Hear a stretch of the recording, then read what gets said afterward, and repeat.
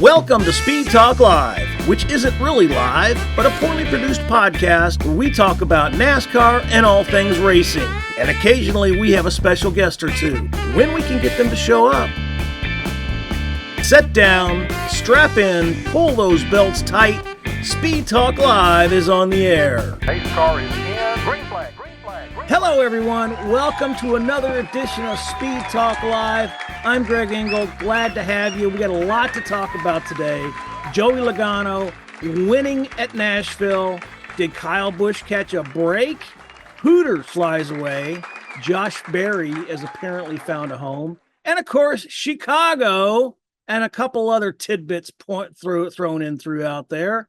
As always, joining me today, Owen Johnson, associate editor, cupscene.com, and future lawyer to the stars. Hello, Owen. How are you?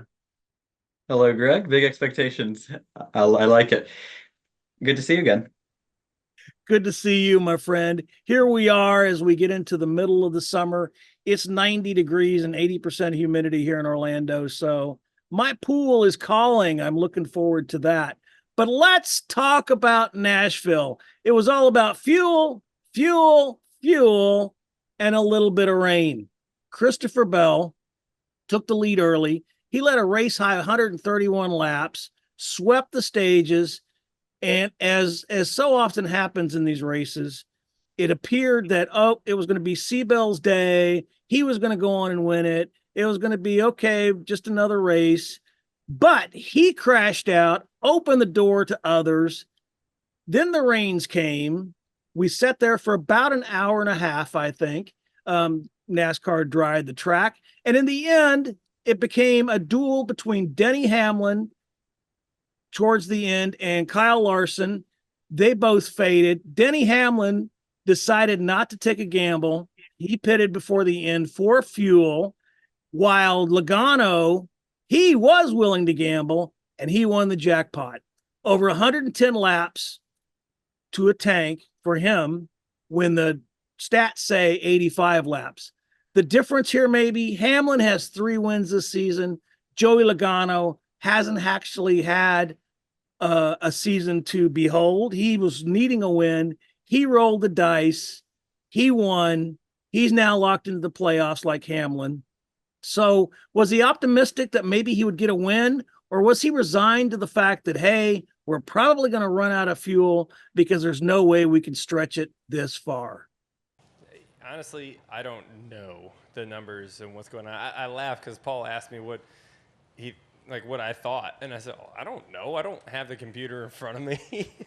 we had a laugh about it, but yeah, I mean, this one just takes the whole crew to do it. When you think about the engine itself with Roush Yates building the engine, obviously they can make some good mileage. Nick Hensley, our gas man, packing that thing full.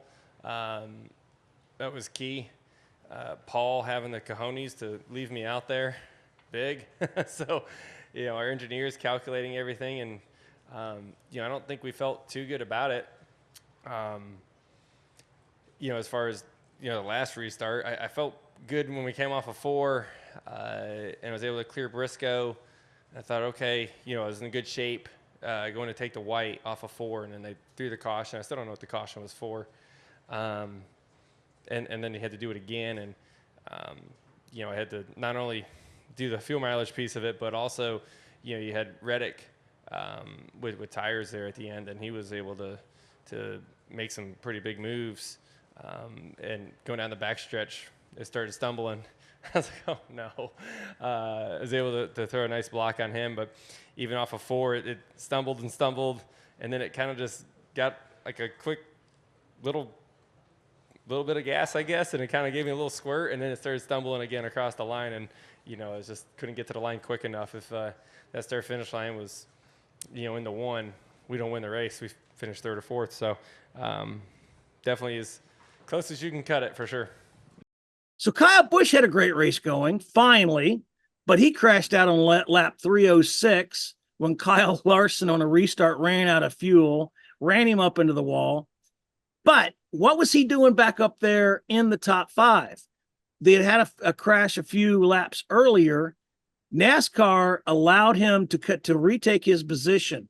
So that became very controversial. Brad Moran, the Cup Series managing director, explained Tuesday on the morning drive on Sirius XM NASCAR radio how Busch restarted that in fourth. His spots weren't taken away because our rules clearly states that you must maintain a reasonable speed, Moran said. And reasonable speed is for what track conditions are at the time. We don't want to encourage drivers to stay on the gas and just kind of, bang their way through. What Busch did was he avoided the accident.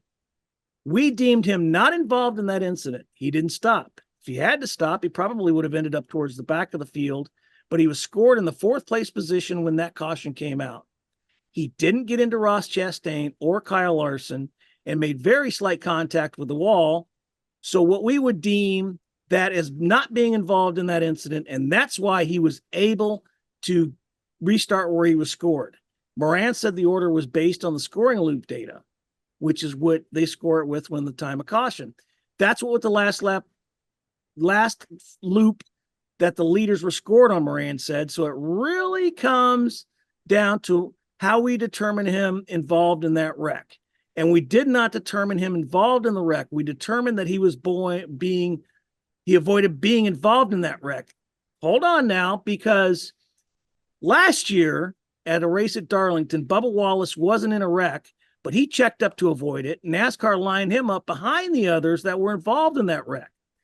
So was Kyle Busch avoiding the slow crash? That's what NASCAR seems to think. Had he kept his speed, he would have crashed, and NASCAR made a judgment call. But on their official report, he was listed as being involved in that accident, and he was actually placed on the DVP clock. So, what's your take on all that, Owen?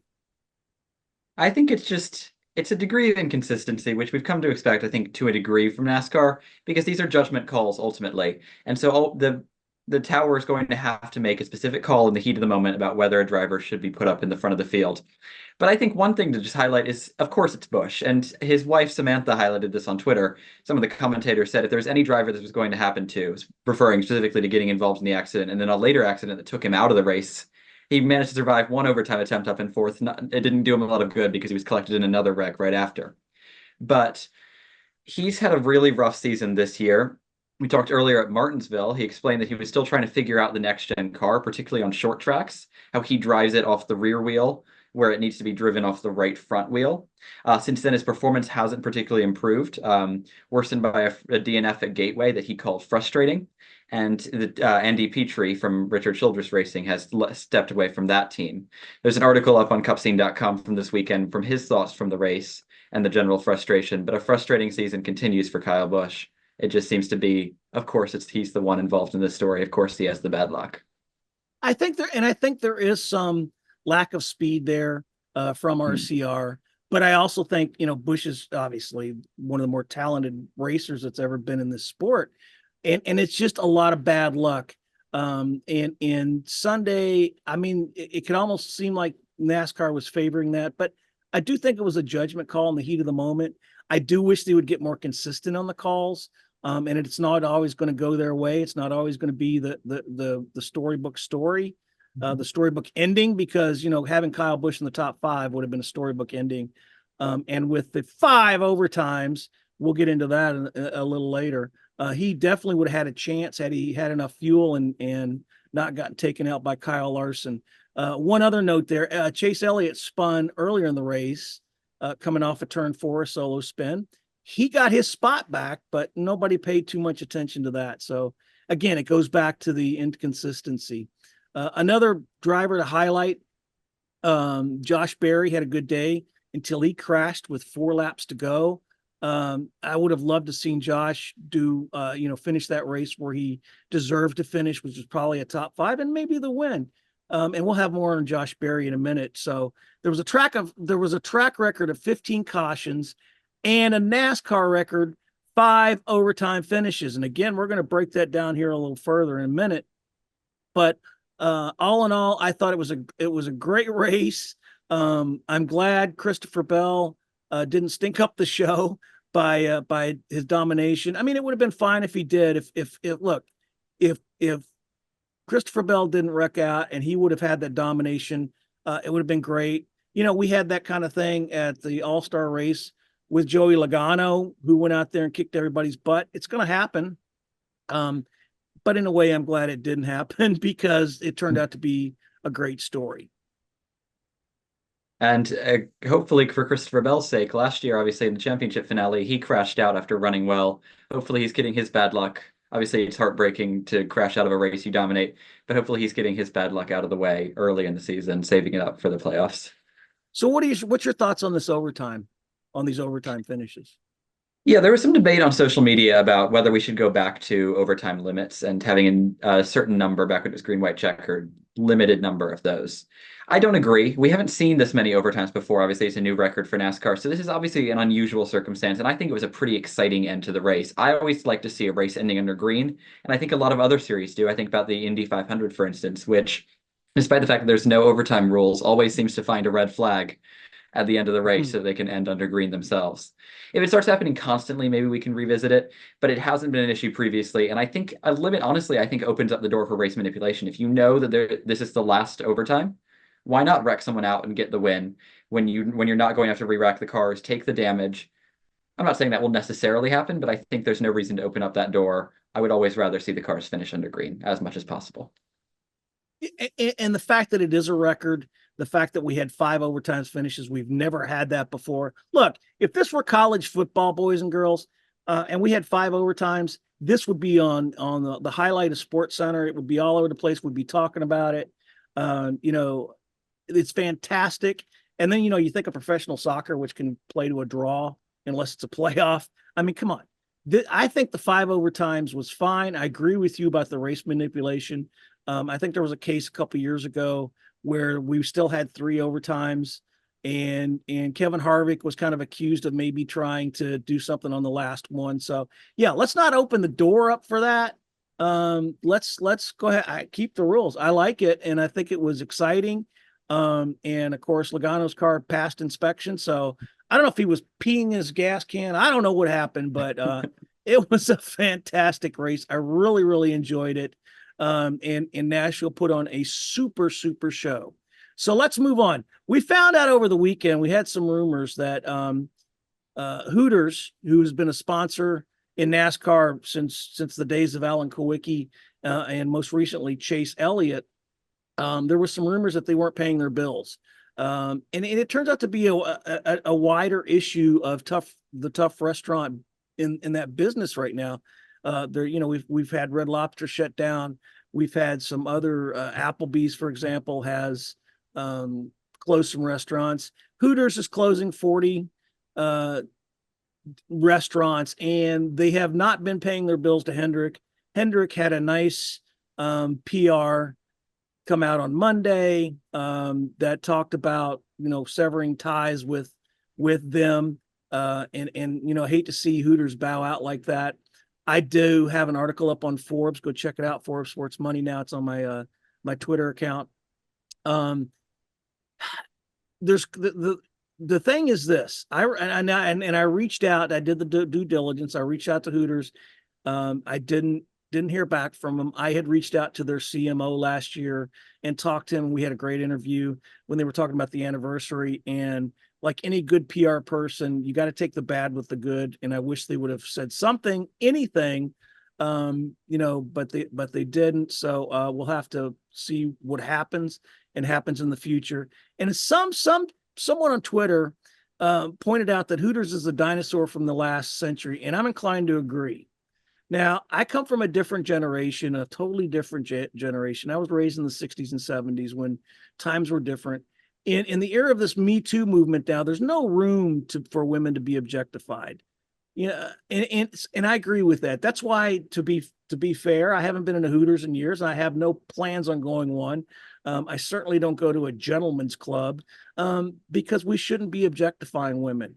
We should have them, they're equals, right? And that's the way it should be treated. So, I cringe when I walk on the grid and I see the Monster Energy girls. And I get it. You got to make a living, but there's other ways to make a living. But unfortunately, that's our society is still ingrained in that. But it's time to send them and grid girls like Formula One did. We need to send them packing, and let's put women where they belong, which is on equal par. Let's have them as crew chiefs, as engineers, as drivers, as crew members. That's where they need to be, and they don't need to be out there parading themselves around like a Christmas ornament. So, I know you, Owen, being of the younger generation, you probably aren't used to that, but I'm sure you inclined to agree. I definitely agree, and I think we've highlighted some great female drivers specifically, but there's female engineers, crew chiefs, like you say, throughout the industry who are making that kind of change. Hopefully, that progress continues. And while I think there's a lot of problems with the restaurant industry, which is bad for a lot of people, obviously some private equity controversy there. But in terms of Hooters itself, we're going racing in Chicago this weekend. That's the new target audience for NASCAR. And I think having Hooters on the car won't change the Chicago crowd's preconceptions about what NASCAR is.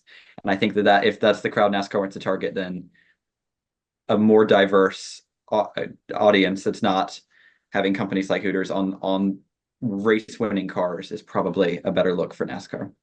Yeah, I agree, and obviously they're not going to be on the car anytime soon, if ever. I mean, I hope they rebound. I hate to see any business go under. I hate to see any business struggle. I grew up in a family. My father owned restaurants, so I know how tough of a business that is. So, I wish them well. Everybody I've ever talked to there on the executive side or on the corporate side have been great, and I wish them well. But obviously they're going through some rough patches. And we talked about Josh Berry earlier. This week, Wood Brothers is going to announce that Josh Berry will drive for the team in the number 21 starting with the 2025 Cup Series season. So Josh has found a home. That's unfortunately at the expense of Harrison Burton. We don't know what his future is going to be. And it's a shame because Harrison is a great kid, and I think he's a great talent. He's won before in ARCA, in the trucks, and I hate to see him, be the casualty of all this. So I hope he lands somewhere. Wood Brothers may surprise us, and they're going to field a 2-car team. I don't know, but it certainly seems like Josh Berry's found a home, and what'll happen with Harrison, we don't know. Unfortunately, that's my mom's favorite driver, so I know she's going to be heartbroken. We went to a Ford dinner a couple years ago, and I took my mom because I'm a good son, and we had dinner there, and Harrison was at our table, and him and my mom hit it off, and she still adores Harrison, always asking me about him, always watching, wanting to see where Harrison's at in the race. So, it could turn out good. Harrison may find a home that is more aligned and more in tune with his skills and may do better. But for now, let's hope that Barry can improve the performance of that team. And if not, it may be something deeper than just the driver. I mean, after all, they're a satellite Penske team, so you would think that they would be, improving performance, but it doesn't seem the case. So, I know Harrison's on your good driver list, right? Yeah, he's a great driver to talk to, a very friendly face in the garage. But the performance of the 21 car has really suffered since he's taken that seat, especially compared to where Matt DiBenedetto was able to run in that car. The question now becomes, well, how much of it is a car problem at this moment in time, and how much of it is the driver? Obviously, Wood Brothers has Penske support, and their cars are built in the Penske shop. But while I wish Barry the best, and I know how talented he is, I covered his runner-up finish at Richmond last year when he really impressed me as a substitute driver. I think there are some deeper team management problems. So I have tempered expectations for what Barry's going to be able to do in that car. I don't think he's going to be able to run up front like he was this past weekend, but we'll have to see. And I certainly hope he impresses me. Well, I mean, it could be a whole change with a new driver that could help that team overall. But yeah, you're right. It'll be something to look for in 2025.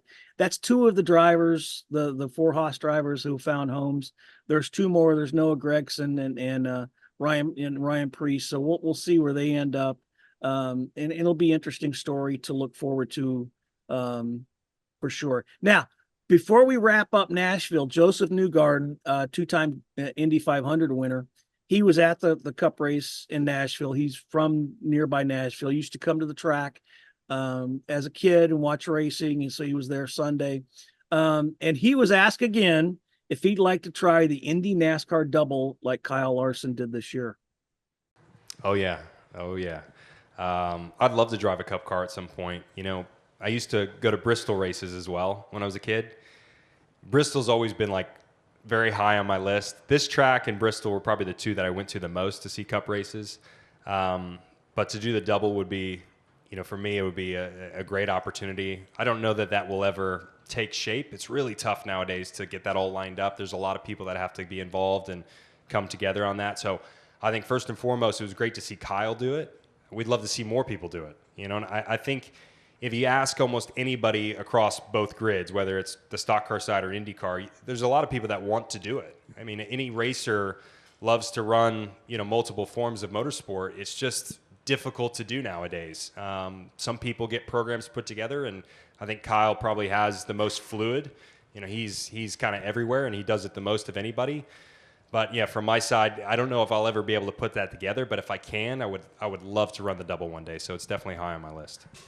So the IndyCar series is going to race on that oval. That's going to be insane to see because the speeds are going to be so much different, but I'm really looking forward to seeing that. So wrapping up the news, longtime senior NASCAR executive Darrell Wolf is going to retire from the company at the end of the season.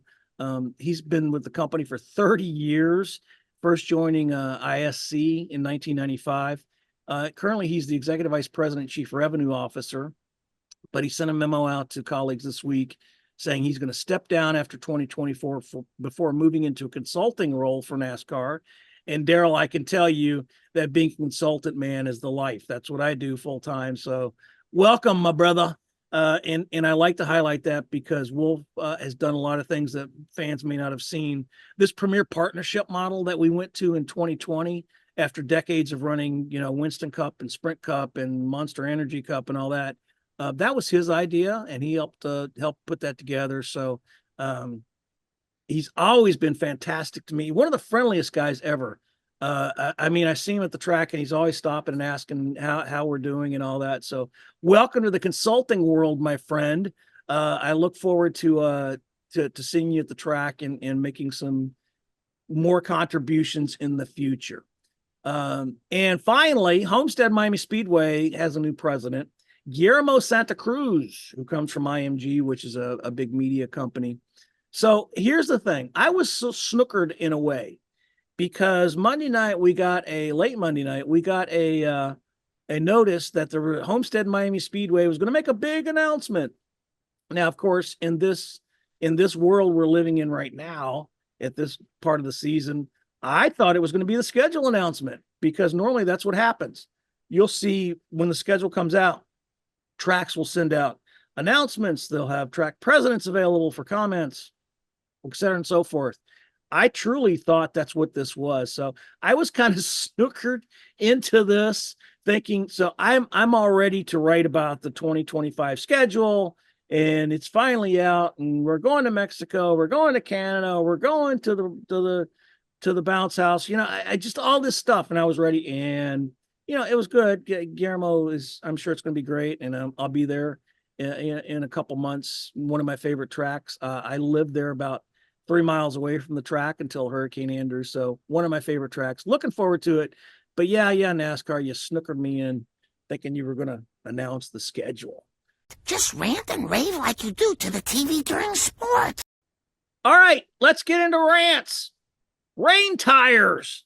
Of course, as soon as it rained Sunday, people started screaming, why are we having rain tires? Well, they don't have them at Nashville because it's over a mile, and the rain tires are for road courses and the smaller ovals. Of course, New Hampshire, they were brilliant. We got to finish the race.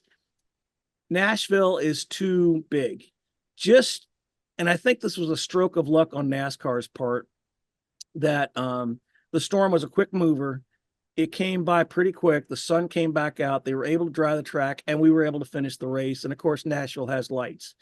I wonder what would have happened if that wasn't the case. If the rains came in and we were like stuck there. But you know, it was a late night. but they didn't have to worry about a long delay. The mighty Air Titans got out there and did their job, the job they were designed to do. So good on them. But people were still complaining about the rain tires. So I know Owen has a rant, or I guess as a lawyer, this will be an argument, right? Exactly. And so my argument here, it's about caution and consistency. Especially, I think it was the second and third overtimes, the cautions to bring out those overtimes, where a car was spun in the middle of the track and more drivers plowed in before the yellow flag was eventually thrown. I get not wanting to be too hasty. NASCAR is often accused of throwing cautions for no good reason. But the purpose of a caution at its most basic is safety, and letting more cars drive into a wreck just isn't safe. Speaking of cautions, there was also an incident where a track truck drove down in front of the field pacing under yellow. While the field is going slower under yellow, they're still going highway speed, so that could still be certainly dangerous and should not be happening. And NASCAR has a really great safety crew. We know this week in, week out. But some of the specific calls at Nashville, I felt, just didn't rise up to their usual standard. So I hope that we see the safest possible racing going forward and a little less inconsistency, especially with safety. Yeah, and I didn't see that caution truck. Thank God it wasn't the jet dryer and getting hit by Juan Pablo Montoya. I'll never forget that, being at Daytona and seeing that. So yeah, you're right. There's a great safety crew. And there seemed to be a little inconsistency. So there were stumbles this weekend, but you know what? We're ready to move on. We're going to Chicago, the second after the inaugural last year. So far, the weather looks a lot better. And I hope they get it all in. I'm sure they will. But last year we couldn't have concerts. We couldn't have all the things. So let's hope it's a huge success this year. Somebody I want to mention is Connor Mozak, who's running the Xfinity race on Saturday. He's in a JR Motorsports car this year. Last year, he qualified fourth and was running in the top five, but had an engine issue. And then when they were getting ready to get that fixed, the rain derailed that. They had to end the race early, and he really never got to show what he was capable of. He's young guy, but he's shown some strength in a lot of different areas. I think he's going to have a good run on Saturday if he, doesn't have any mechanical issues again. But he's in a JR Motorsports car, which we know is top flight equipment. And so I mention him because he has a good chance for redemption. And his sponsor is a local company and a deal that Mozak himself, who has a degree in business entrepreneurship, put together himself. So I'm going to cover that on Forbes later this week. Look for that because I think that's a great story. Another thing on Saturday, Joey Logano is replacing Haley Deegan as AM Racing searches for improved performance. Which I kind of felt odd. It was the choice was Joey Logano because they have AM Racing has an alliance with SHR, so I'm kind of surprised it wasn't one of the SHR drivers. And I would like to think that they do need to up their performance, and it's not necessarily Haley that's the problem, because I still think she's a talented race car driver. She's maybe not in the right equipment, or there could be something at AM Racing that's not helping there. I know that in some cases this year she's had some issues that weren't her fault. So we'll see. That'll be lucky. And also NASCAR is going to have a major announcement, a major unveiling, not the schedule. Well, they could, I guess, but it won't be the schedule. But they're going to have a major unveiling come Saturday. I will have full coverage on that obviously on cupscene.com, but I'm also started to write an article for Forbes on that. I've talked to John Probst and I'll have that all ready. It's under embargo until Saturday, so look for that on there. As for Sunday, of course, Shane Van Giesenberg won last year. Could he do it again, or could we have a series regular? Now, speaking of a non-series regular, I know you talked to somebody today that you're going to be keeping your eye on this week. Yeah, one of the drivers looking to upset the series regulars is Joey Hand. He's an IMSA driver for Ford, usually behind the wheel of the new Mustang GT3, which he helped develop. But at Chicago, he'll race the NASCAR Ford Mustang Dark Horse, driving the number 60 for RFK Racing. So I asked him about whether the development experience he's got from the new the GT3 program can translate over to driving in the Cup Series. Hi, Joey. Owen Johnson, cupscene.com. How much has working on development for the Mustang IMSA program enhanced your sense of what a race car is doing? And will any of that help you in making adjustments in your car for this weekend and finding speed, do you think? Well, yeah, I mean, I've done this, probably don't need to say how long I've been doing this, but I've been doing it for a long time. And I've been fortunate to help develop a lot of race cars in the past 30 years of racing. So, yeah, I mean, we had a good go of development with Ford GT. And then now most recently, we're doing a lot of stuff with the Mustang GT3. And I mean, all that stuff enhances your skills. It's never ending. It's amazing that you can do it for as long as I do it and still learn stuff every day. I mean, people say it all the time, but it's really true. And I always keep my brain going. So, outside of what I do, my son's running a late model and he's racing go-karts, and, we talk about stuff all the time. How are we going to make more power? How are we going to find more grip? Whatever. And it never changes. That never changes for me. So whether it's the GT3 car or even now on the Cup car, fortunately for me, I am doing a lot of stuff in the simulator for the past 3 years with these guys. So every time there's a road course, I'm here in Concord doing things and helping and hearing the stuff and the changes and things that have worked and haven't worked or whatever, and being able to see the evolution that we started with since I was, one of the things for me is I did that, 21, I did the last Roval race in the old Cup car, and then I was with the first guy to drive the new car at the Roval that next day when we first started the next gen car. And so I've, in the background, I've been with this program in the next gen car since the beginning, kind of, right, for the road course stuff. So yeah, I mean, it's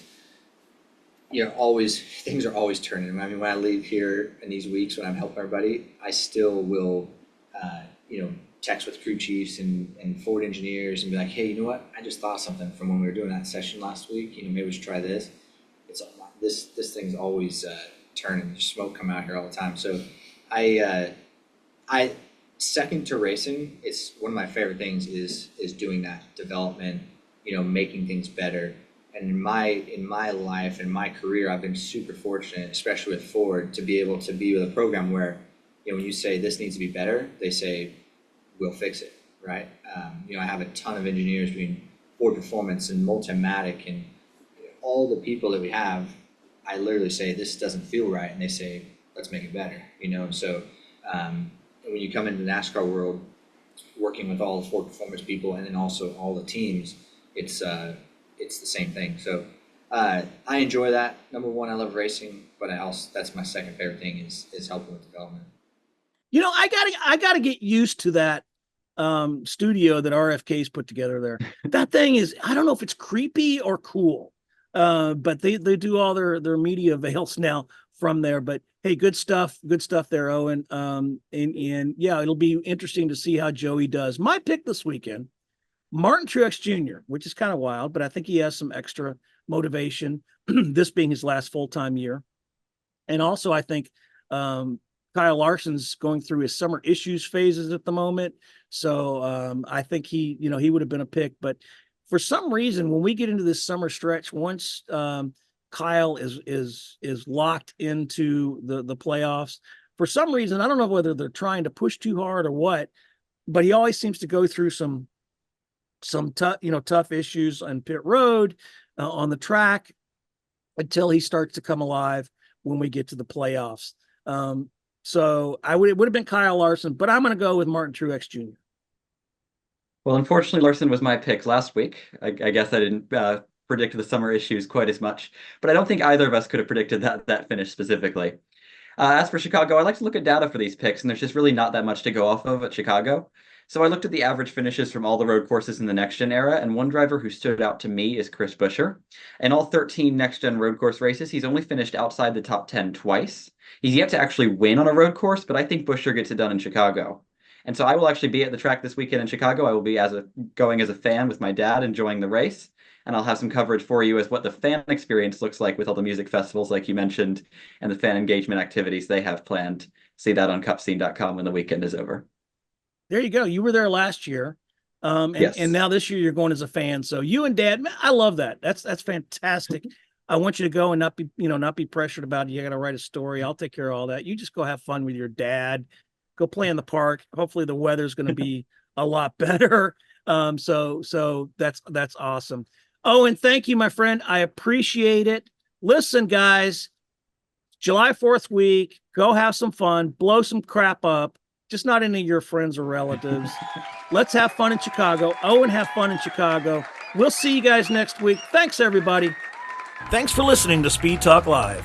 For questions or just to tell us how bad our production is or to leave other feedback, leave us a comment below. For all the latest NASCAR news, visit www.cupscene.com. Until next time, peace out and let's go racing.